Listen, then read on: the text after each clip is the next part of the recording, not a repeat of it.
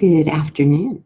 I'm here in the afternoon today and live here on with you on the Instagram and the Facebook. Little double header.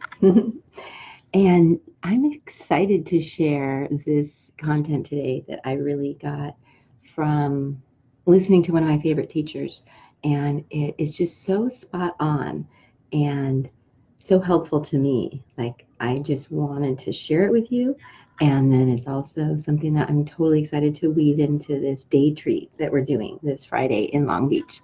So, yes, so stay here, keep listening, follow along.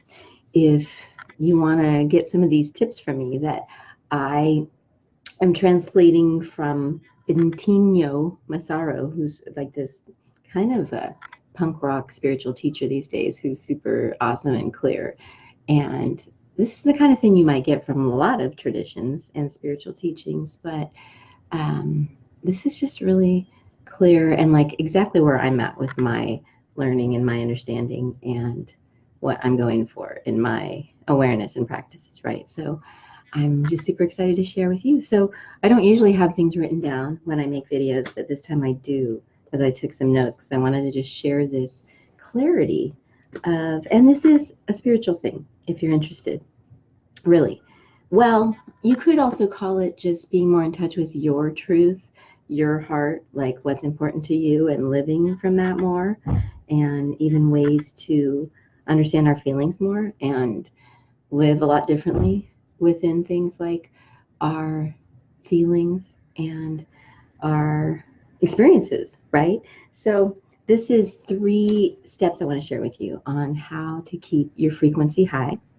So the first one is really what I've been realizing is like the heart of all of these practices and perspectives and psychologies that I seem to be teaching about and speaking about and writing about within the realms of yoga and meditation. This is this first one from Bentinho. He says to how to keep our frequency high. The first step is just generally know it's about staying as connected as we can to, and this is where we could say to your true self, to your true devotion, even like what's important to you, to your source, to love, to God, to infinity, to consciousness, to your truth. So basically the first step in keeping our frequency high and raising our vibe is this idea that the connection is what we're going for. The connection with that even more like true part of us, that more spiritual part of us and life around us, right? So this first idea is basically to stay as connected as we can throughout our days, right? So, or throughout our lives. And that's going to be the first way to keep our frequency high, right? So that may sound a little broad and tricky. And yet here, the next one will get you even closer. But like, I love seeing that this day treat that we're going to do is going to be a chance for me to share more about this idea of connection and help us all get more into what connects us. What do we feel like we've been connecting to? And to define that more, to embody that more, and to actually get into how to create those feelings of connection, right? And to understand that we're doing that when we use these practices and perspectives and psychologies. So number 1 was staying as connected as we can, right? To our truth, to our heart, to ourself, to our feelings of God or spirit or Jesus or Buddha or whoever you like to feel connected to. So that's number 1. Then next one, which is kind of an action within that and a way that we can even feel better right away when we're starting to feel like things are hard or challenging or our vibe is, not high, is to, he says, take your thoughts and imagination to a focus that represents connection to you, basically. So, and we could just say like, do something, think about something, imagine about something, focus yourself somehow, harness your attention, which is really at the roots of like yoga and meditation, is attention and our use of it and play with it and getting more skillful with it. But to on purpose know it's about creating those feelings of connection for ourselves. And it may be about taking your thoughts and your imagination to a focus that represents that connection to you. And so he says this all could also could be about like thinking about like what we desire and what makes us happy, even doing things that we enjoy are all ways that we're going to take our thoughts and imagination more towards connection, right? Which is going to lead towards us raising our vibration and even meeting up more with that like part of us, right? And life, and goes with feeling better. So first step, remember, was to just stay as connected as we can and make it about connection, right? And then next step that we can also use when we're not feeling great or in struggle, life is feeling hard, is to on purpose more, to at the very least take our thoughts and imagination just to a focus that's going to help us feel more connected, right? And maybe even imagery that goes with that. And if there's a being that you're feeling like you're connecting with or whatever it is. So another tool, right? And that's where it's so fun to see that our tools that we can call yoga and meditation are things that are going to do that for us, right? Whether it's just deciding in our minds in that moment to do that instead, to imagine more of what we do want, right? Or imagine, think about more our thoughts and feelings about spirit or God, if we believe in that, right? And he says that this is a way to ease more into who we are. Who doesn't want to do that, right? And yes, so that's basically what I'll tell you about that second step. So just doing something basically that reconnects you.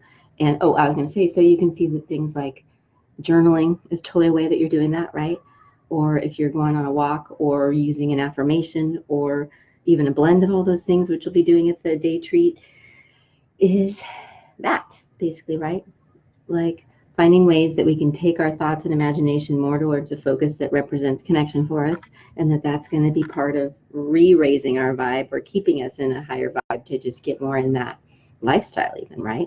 So, and then the third one, which is another great piece that we get from these spiritual traditions that I'm creeping into embodying, and I want to bring this into our day treat, that it starts to become about paying attention to how we feel more and more, right? And that's where we can see we're using all these practices to just freaking tune into ourselves and see how we are feeling, tune into what is true for us at this moment.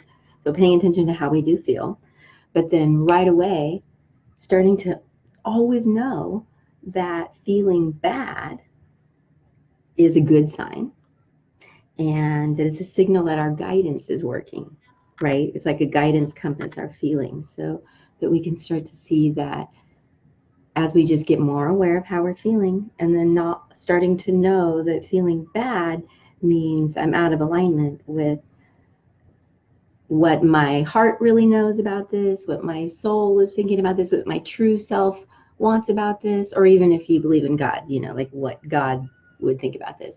So we start to see that our feelings are this guidance, which is so cool, and that it's also a good sign that our guidance is working when we get bad feelings.